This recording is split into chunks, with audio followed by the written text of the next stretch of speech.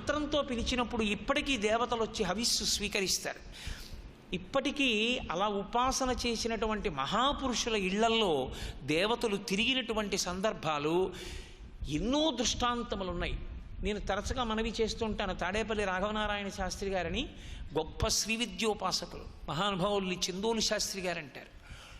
వారు తన తపశ్శక్తినంతటినీ చివర ఒక బాలాదేవాలయంలోకి ప్రవేశపెట్టారు.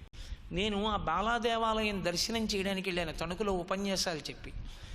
పెడితే నేను కారు దిగి దేవాలయం కదా అనుకుని లోపలికి వెళ్ళబోయి మెట్లెక్కి ఇలా లోపలికి చూశాను. మీరు నమ్మండి నమ్మకపోండి, నేను కొన్ని క్షణముల పాటు స్తబ్దుండైపోయాను. నాకు ఎవరో పసిపిల్ల, ఒక చిన్నపిల్ల కూర్చుని కనపడింది. నేను ఇదేంటి దేవాలయం అన్నారు, చిన్నపిల్ల కూర్చుంది ఏమిటి గుళ్ళో అని తెల్లబోయాను నేను.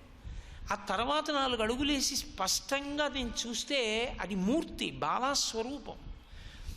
తాడేపల్లి రాఘవనారాయణ శాస్త్రి గారి ఉపాసన బలానికి పరదేవత ఎప్పుడు ఆయన ఇంట్లో తిరుగుతుంటేది. గజ్జలు గల్లు గల్లు గల్లుమని చప్పుడవుతుండగా ఆయన పరమదరిద్రంలో ఉన్న రోజుల్లో లలితా సహస్రనామ స్తోత్రాన్ని ఉపాసన చేస్తూ స్పృహ తప్పి పడిపోతే అమ్మవారు తన తొడ మీద పడుకోబెట్టుకుని పాయసాన్నం పెట్టింది. ఇక ఆయన ఆ తర్వాత వెనక్కి తిరిగి చూడలేదు. ఆఖరణ ఆయన శరీరం పడిపోయినప్పుడు ఆయన పార్థివ శరీరాన్ని దహిస్తూ ఉంటే బాలాత్రిపుర సుందరి ఆయన శరీరంలోంచి పైకి లేస్తూ ఉండగా ఫోటోల్లో కూడా పడింది అమ్మవారు. అగ్నిహోత్రుడు వచ్చి చితి మీద కూర్చున్నాడు. ఉపాసన చేసిన మహాత్ములకు పరమేశ్వరుడు అంత గొప్పగా వశుడయ్యాడు. కాబట్టి ఆ స్వాహాకారంతో ఈశ్వరుణ్ణి అర్చన చేసి ఆయనకి హవిస్సునిస్తారు. ఇస్తే అగ్నిహోత్రుడు ఆ హవిస్సు పట్టుకెళ్ళి దేవతలకు ఇస్తాడు. దేవతలు దాన్ని స్వీకరిస్తారు. స్వీకరిస్తే దేవతలకు ఒక లక్షణం ఉంటుంది. దేవతలు ఎప్పుడైనా మీరు పిలిస్తే వచ్చారనుకోండి, మీరు అడిగినా అడగకపోయినా వాళ్ళు ఏదో ఓటిస్తారు. వాళ్ళకు ఉన్నటువంటి నియమంలో అదొకటి. దేవతలు వస్తే వాళ్ళు ఏదీ ఇవ్వకుండా వాళ్ళు వెళ్ళకూడదు, అది వాళ్ళ నియమం. మనం ఎలా ఒక రోగగ్రస్తుడి దగ్గరికో, ఒక బాలింతరాల దగ్గరికో, లేకపోతే పెద్దల దగ్గరికో వెళ్ళినప్పుడు 2 పళ్ళు పట్టుకుని పెడతామో, అలాగే దేవతలు కూడా మనుష్యుల దగ్గరికి వచ్చినప్పుడు వారు ప్రీతి చెంది వస్తే ఏదో ఒకటి ఇవ్వకుండా వాళ్ళు వెళ్ళరు, అది వాళ్ళకి నియతి. అందుకే యజ్ఞం చేశాడనుకోండి, యజ్ఞమునందు దేవతలు వస్తారు హవిస్సు తీసుకోవడానికి. వస్తే వాళ్ళు ఉత్తినే వెళ్ళిపోరు. అథవా వాళ్ళు ఏం చేస్తారంటే సకాలమునకు వర్షం కురిపిస్తారు. కురిపిస్తే పాడి పంట అన్ని వృద్ధిలోకి వస్తాయి. అందుకే మీరు చూడండి, పురాణాంతర్గతంగా ఎప్పుడు సంతానం లేకపోయినా యజ్ఞం చెయ్యమని నిర్దేశిస్తుంటాడు గురువు. యజ్ఞము చేసి తన కామమునకు ప్రతిబంధకముగా నిలబడినటువంటి పాపాన్ని దహింప చేసుకుని కామ్యార్థి అవుతుంటాడు యజమాని. కాబట్టి స్వాహాకారంతో ఈశ్వరుణ్ణి పిలవడం, వేదమంత్రములు సూక్తములతో ఆయన్ని ఆరాధన చేయడం అత్యంత గొప్ప పద్ధతులు. ఈశ్వరుడు తొందరగా ప్రీతి చెందుతాడు సామవేద మంత్రములకు సూక్తములకు. ప్రత్యేకించి సామగానం ఎక్కడ జరుగుతుందో అక్కడ పరమేశ్వరుడు మహాప్రీతి చెందుతాడు. ఒకనకొకప్పుడు కాకినాడ తిరుమల తిరుపతి దేవస్థానం నుంచి ఒక సామవేద పండితులు వచ్చారు. ఆయన సామగానం చేశారు. ఆయన చేస్తున్న సామగానానికి ఎగిరిపోతున్న పక్షులు కూడా అలా నిలబడిపోవలసింది, అలా చదివారు ఆయన. సామ అంటే శాంతి. అసలు సామవేదాన్ని పఠిస్తే మనస్సు అంత శాంతిని పొందుతుంది, ఈశ్వరుడు అంత సంతోషిస్తాడు. అందుకు కదు కాశీపట్టణంలో గజాసురుడు పరమేశ్వరుణ్ణి సామవేద మంత్రాలతో ఆయన్ని స్తోత్రం చేస్తే సంతోషించినప్పుడు వచ్చినటువంటిదే కృత్తివాసేశ్వర లింగం. మొన్న కాశీపట్టణ దర్శనంలో నేను ఆ కృత్తివాసేశ్వర లింగం, దాని వైభవం, ఆ శివలింగ దర్శనం చేసి పొంగిపోయాను నిజంగా.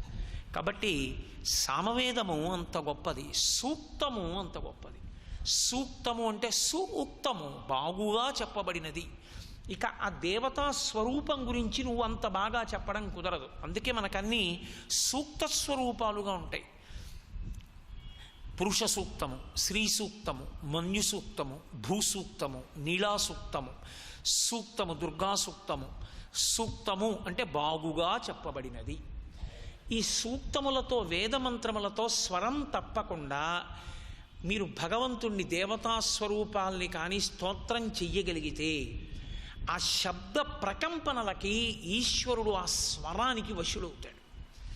చాలా తొందరగా వశుడై ఎంతో అనుగ్రహాన్ని వర్షిస్తాడు. ఒక దేవతాస్వరూప ఆవిర్భావమునందు ఉండే తత్వమును మీరు పరిశీలనం చేయకపోతే కథాపరంగా దాని వలన విశేష ప్రయోజనం ఉంటుంది అని నేను అనుకోను. వేదవతీ జననం గురించి నేను ఒక 4 మాటలలో చెప్పాను అనుకోండి, అది మీకు బాహ్యంలో ఎంత ప్రయోజనాన్ని ఇస్తుంది అన్నది నాకు తెలియదు. అందుకే నేను కించిత్ వివరణ చేసే ప్రయత్నం చేస్తూ ఉంటాను. మహానుభావుడు కుశధ్వజుడు హోమ ప్రక్రియ చేత హవిస్సునిచ్చేవాడు.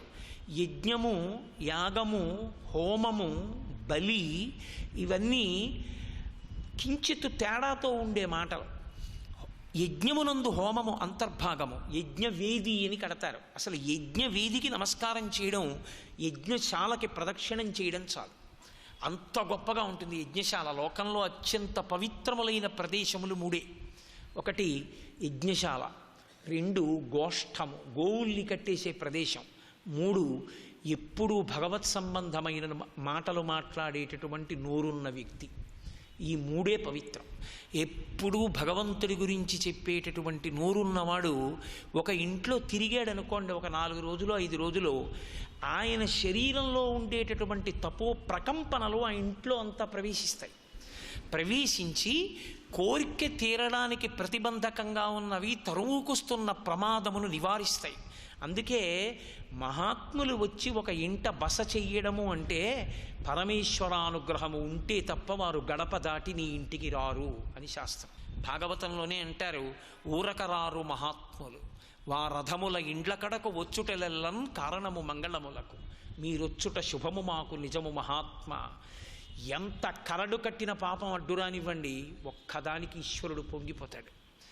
నన్ను నమ్ముకున్నవాడు ఇన్నాళ్ళకి ఇంటికి వచ్చాడు, నన్ను నమ్ముకున్నవాడు ఈ ఇంట పాలు తాగాడు, నన్ను నమ్ముకున్నవాడు ఈ ఇంట విశ్రాంతి తీసుకున్నాడు, నన్ను నమ్ముకున్నవాడు ఈ ఇంట కూర్చుని సంతోషంగా వెళ్ళిపోయాడు.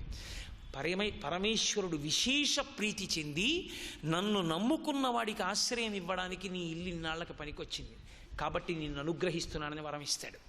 అందుకే 100 యజ్ఞముల కన్నా గొప్పదేది అంటే ఒక భాగవతుడు ఇంటికి రావడం. మన ఇంటికి స్థిరావారు వచ్చేటప్పటికి పొరపాటున తలుపేసి ఉంటుందేమోనని వీధిలో 2 అరుగులు కడతారు. మేము కాకినాడలో పాదయాత్రలు చేస్తుంటాం ఎక్కువగా.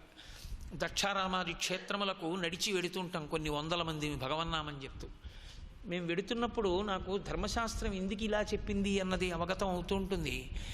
బడలిపోయి అరుగులున్న ఇళ్ల మీద కూర్చుంటే వాళ్ళు తలుపులు తీసి ఎవరు మీ అందరని అడుగుతుంటారు. అమ్మ మేము కాకినాడ నుంచి దక్షారామం వెళ్ళిపోతున్నామంటే, ఓ ఇంతమంది, అయ్యా వెళ్ళిపోకండి అని గబగబా వెళ్ళి ఓ 50 ప్యాకెట్లు పాలెట్టుకొచ్చి కాఫీలు టీలు పాలు కలిపేసి ఇంతమంది దక్షారామం నడిచేడుతున్నారు తాగండి అని పట్టుకొచ్చిస్తుంటారు. అంటే ఒక అరుగు కట్టడం ఏ భాగవతుడైనా వచ్చి కాసేపు కూర్చుని వెళ్ళిపోతాడేమో, అది చాలు మన వంశాన్ని రక్షించడానికి అని పూర్వం గృహస్థాశ్రమాన్ని తరింప చేసుకోవడానికి అంత తాపత్రయం ఉండేది. అందుకే మహానుభావుడైన కుశధ్వజుడు హోమ ప్రక్రియ, హోమము అంటే ఆ యజ్ఞశాల యందు ఉండేటటువంటి హవిస్సు సమర్పించే వేదిని హోమగుండము అంటారు. దానిలో అగ్నిహోత్రంలో హవిస్సు ఇస్తారు. బలిపీఠము వేరు. బలిపీఠమునందు అగ్నిహోత్రము ద్వారా ఇవ్వరు. దేవాలయంలో మీకు బలిహరణ మంటపములని కనపడుతుంటాయి.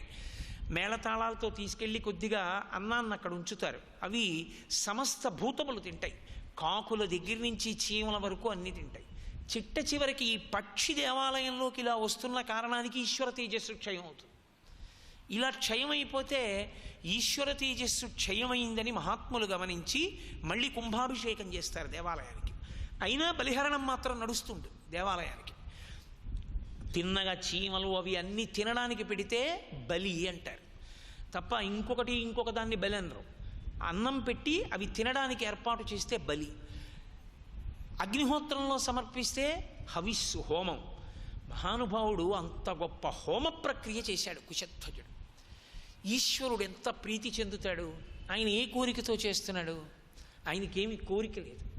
ఆయనకున్న కోరిక అంతా ఏమిటంటే, అబ్బా వేదమంత్రం ఇంత గొప్ప స్వరంతో ఉంటుంది. మీరు ఎప్పుడైనా చూశారో లేదో నాకు తెలియదు.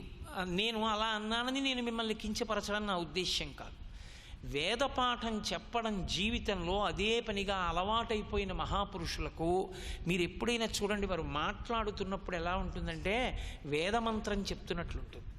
మీరు ఎప్పుడైనా అటువంటి వారిని చూశారో లేదో నాకు తెలియదు. వారు మాట్లాడేటప్పుడు ఈ వేలు ఎప్పుడు దూరంగా ఉండి ఇలా పెట్టి ఉదాత్త అనుదాత్త స్వరిత స్వరములను సూచిస్తూ మాట్లాడతారు. ఇలా వాక్య నిర్మాణం చేస్తూ మాట్లాడుతూ కూడా నొక్కుతూ ఎత్తుతూ నిలబెడుతూ వాక్యం చెప్తారు. అంటే వారికి అలవాటైపోయింది, స్వర ప్రతిష్ఠ చేయడానికి ఆ కంఠం అలవాటైపోయింది. సుగ్రీవుడైపోయాడు ఆయన. మాకు తాతపూడి కృష్ణావధానులు గారు ఉన్నారు, మహానుభావుడు.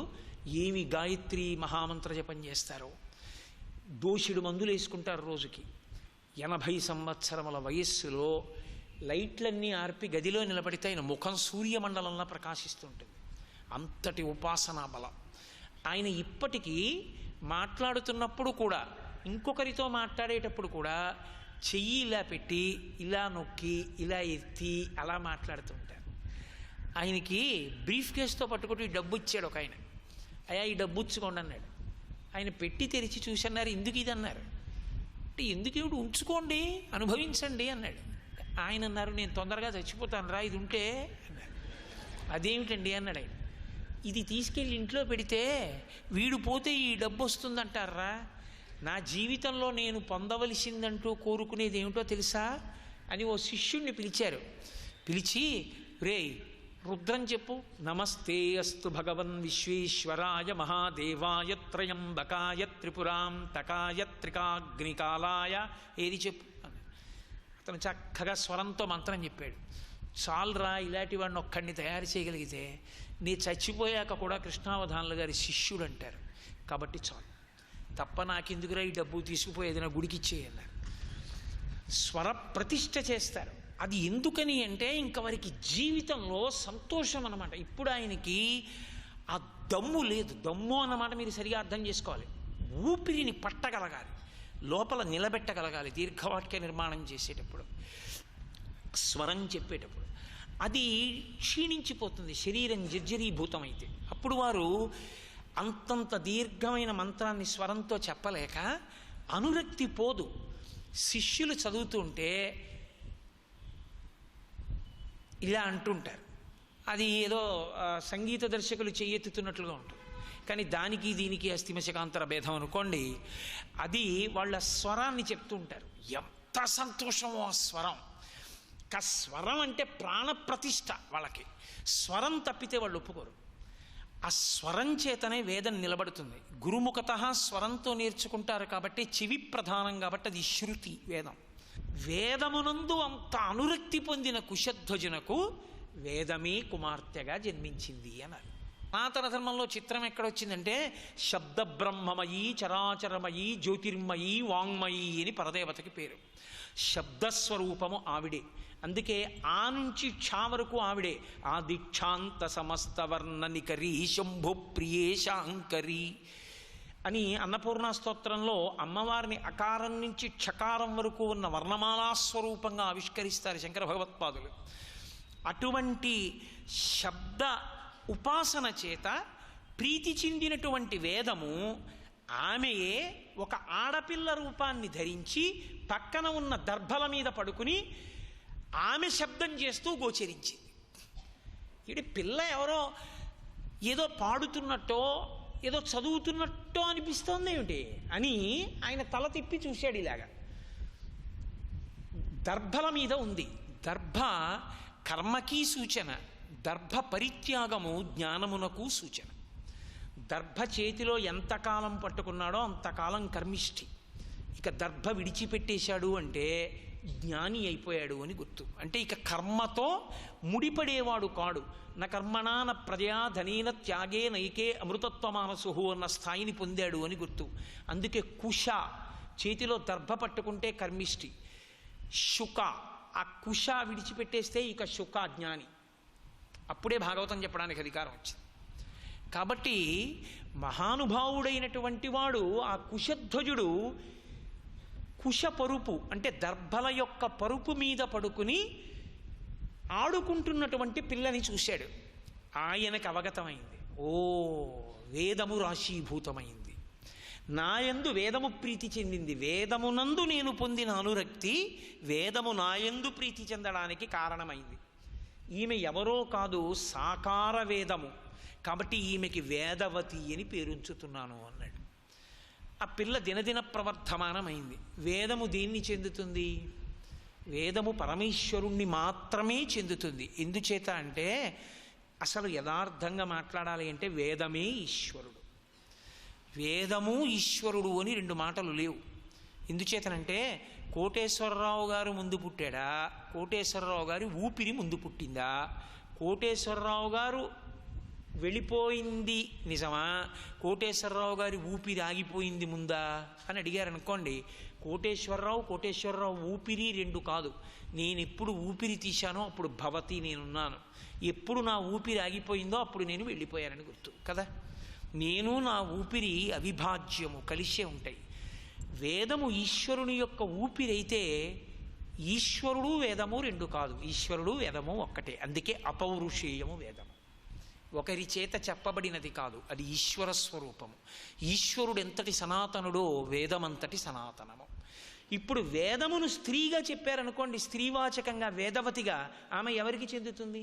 పరమేశ్వరుడికే చెందుతుంది తప్ప వేదము ఇంకొకరి గురించి మాట్లాడదు. వేదము ఈశ్వరుడి గురించి మాట్లాడుతుంది, వేదము ఈశ్వర ప్రోక్తము. కనుక వేదవతి యవ్వనాన్ని పొందుతూ తండ్రిని ఒక కోరిక కోరింది, నేను విష్ణువుని పొందుతాను, నేను విష్ణువు యొక్క శక్తిగా మారాలి, ఆయన ఇల్లాలు కావాలనుకుంటున్నాను. నాన్నగారు, అన్యులను నేను వివాహం చేసుకోను. ఎందుకని? పిల్ల ఇంట్లో పెద్దదవుతుంటే ఈ పిల్లని యోగ్యుడైన వాడికి ఇచ్చి వివాహం చెయ్యాలి, కన్యాదానం చెయ్యాలని కోరుకుంటుందిగా. తండ్రికి అటువంటి కోరిక రాకముందే ఆమె తన అభిప్రాయాన్ని వెలిబుచ్చింది. ఆయన గ్రహించాడు, మహాపురుషుడు కనుక. ఆయన అన్నాడు, అమ్మా, విష్ణువుని పొందాలి అంటే రెండు మార్గములు. ఒకటి, నేను నా కర్తవ్యంగా తీసుకొచ్చి నిన్ను కన్యాదానం చెయ్యాలి. ఆయన అలా లభించేవాడు కాడు. ఇక నీ భక్తి చేత నువ్వు విష్ణువుని వశం చేసుకోవాలి. అలా చేసుకోవాలంటే ఈశ్వరుడు దేనికి లొంగేవాడు కాదు, తపించి సాధించాలి. ఏ హిమాలయ పర్వత ప్రాంతమునందు పవిత్ర క్షేత్రమునందు పార్వతీదేవి నిలబడి తపస్సు చేసి పాలనేత్రుంతగా పొందిందో ఆ ప్రదేశము ఇప్పటికీ పవిత్రమే. మీరు ఒక పురాణం చదివేటప్పుడు కొన్ని మాటలను చాలా గంభీరంగా స్వీకరించవలసి ఉంటుంది. తపోభూమికి శక్తి ఉంటుంది, అది విడిచిపెట్టేసేటటువంటి శక్తి కాదు. యుగం మారిపోనివ్వండి, మహాపురుషులు తపస్సు చేసినటువంటి తపస్సు యొక్క శక్తి ఇప్పటికీ ఆ భూమిని పట్టుకుంటుంది. త్రేతాయుగంలో ఋష్యశృంగుడు తపస్సు చేశాడు, కలియుగంలో శంకర భగవత్పాదులు అలా వెళ్ళిపోతూ చూశారు. త్రేతాయుగంలో ఋష్యశృంగుడు తపస్సు చేసిన ప్రదేశం కనుక కలియుగంలో కూడా ఒక కప్పకి పాము పడగపట్టి నీడ ఇచ్చింది. రెండు పరస్పర వైరం ఉన్న ప్రాణులు ఆ వైరాన్ని మరిచిపోయాయంటే ఋష్యశృంగుడి తపస్సు కారణం. కాబట్టి ఇక్కడ నేను పీఠం పెడతానని శృంగగిరి పీఠం పెట్టారు శంకర భగవత్పాదులు.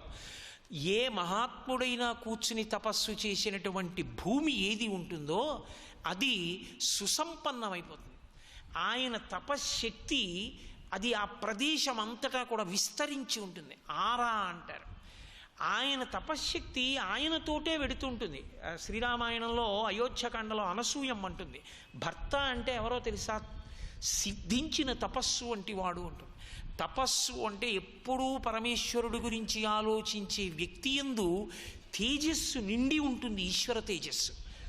ఆయన వెళ్ళి ఎక్కడో కూర్చున్నాడు అనుకోండి, ఆయన కాసేపు కూర్చుని లేచి వెళ్ళిపోయాడు అనుకోండి, ఆ ప్రదేశం ఆయన తపో ప్రకంపనలతో నిండుతుంది. కొంతసేపు దాని శక్తి ఉంటుంది.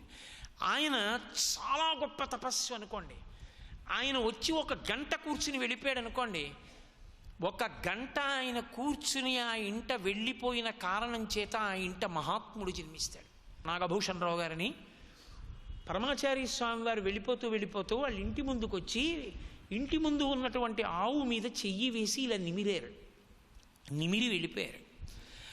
అలా నిమిరి వెళ్ళిపోయినందుకు ఆ ఇల్లు ఎంత వృద్ధిలోకి వచ్చేసింది. ఆ ఆవుని తీసుకెళ్ళి అందరూ వాళ్ళ ఇళ్లల్లో కట్టుకునేవారు. పరమాచార్య ఒకసారి వచ్చి నిలబడి ఆవుని ముట్టుకుని వెళ్ళిన కారణానికి ఆ ఆవు ఏ ఇంట కట్టబడితే ఆ ఇంట శుభాలు జరుగుతూ వెడుతుండేవి. మహాత్ములు మహాత్ముల తపశ్శక్తిని తక్కువగా అంచనా వేయకూడదు. అందుకే మనుష్య జన్మలో ప్రయత్నపూర్వకంగా చెయ్యవలసిన పని ఏ సిద్ధాశ్రమమునం త్రొక్కితిమో, ప్రయత్నపూర్వకంగా వెళ్ళి మహాతపస్సులైన వారు తిరిగాడిన ప్రదేశంలో కొంతసేపు కూర్చుని లేచి రావాలి. అది భగవంతుణ్ణి చేరడానికి ప్రతిబంధకంగా ఉండే పాపాన్ని విరవగలిగిన శక్తిని పొంది ఉంటుంది. కనుక పార్వతీదేవి తపస్సు చేసిన ప్రదేశం అంత యోగ్యమైన ప్రదేశం. అమ్మ అక్కడ ఆవిడ శివుణ్ణి భర్తగా పొందింది, నువ్వు అక్కడే తపస్సు చేసి విష్ణువుని భర్తగా పొందు. తల్లి వేదవతి అక్కడికి వెళ్ళి తపస్సు ప్రారంభం చేసింది. ఆవిడ తపస్సు ఎందుంది, రావణుడు లౌకికమునందుంటాడు. రావణుడు తపస్సు చేస్తాడు, ఆవిడ తపస్సు చేస్తుంది. ఇద్దరికీ తేడా ఉంటుంది తపస్సులో. ఈ ఇద్దరి తపస్సులో తేడా ఏమిటో యుద్ధకాండలో మండోదరి చెప్తుంది. ఒకరి తపస్సు త్రాచుపావుని కాలు కింద పెట్టుకోవడం లాంటి తపస్సు. సర్వం శ్రీ ఉమామహేశ్వర పరబ్రహ్మార్పణమస్తు. స్వస్తి.